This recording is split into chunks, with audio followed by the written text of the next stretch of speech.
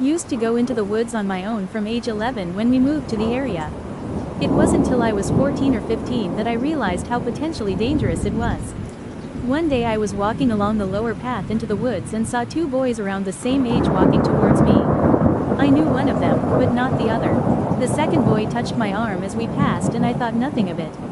I was only a few feet past them when the boy I knew said something. I should have carried on walking, instead I turned and tripped due to my ill-fitting shoes, one of which came off.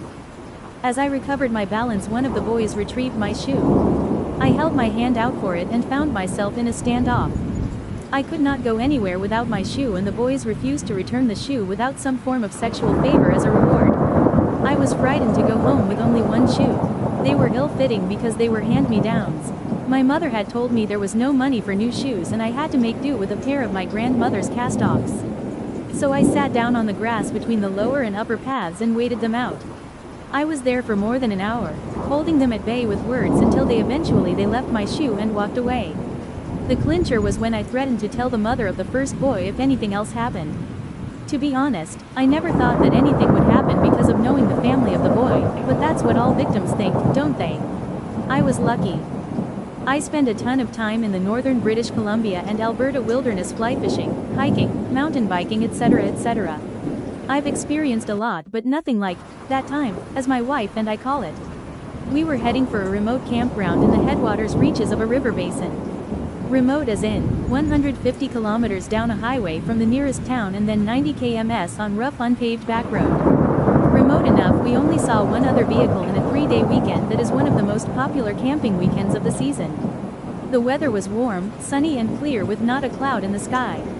Absolutely beautiful. This particular area has two campgrounds about 10 kilometers apart, a north site and a south site.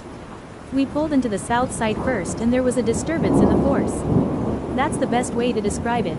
We had our windows rolled down and were stopped as we had planned to hop out and walk around.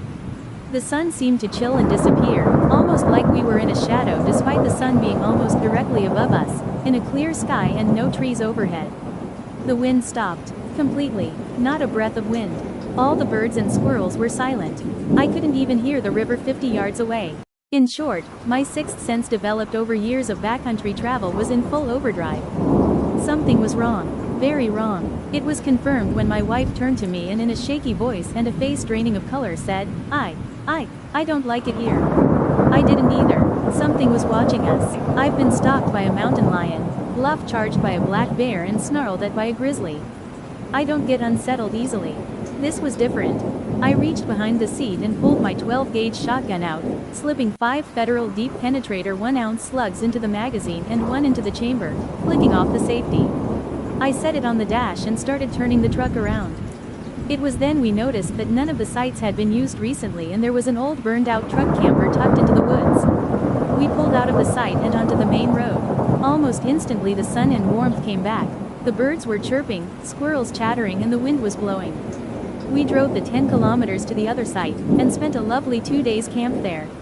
On the way home, I pulled back into the creepy site to see if it was a one-off thing.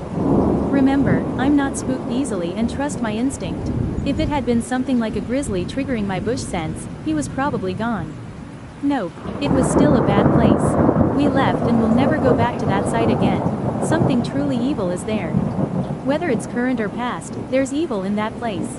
If I refuse to get out of a truck, even with a gun literally loaded for bear, there's a problem. It's all verified by the fact that my wife felt the same foreboding and dread at the time. I've never seen her look so scared.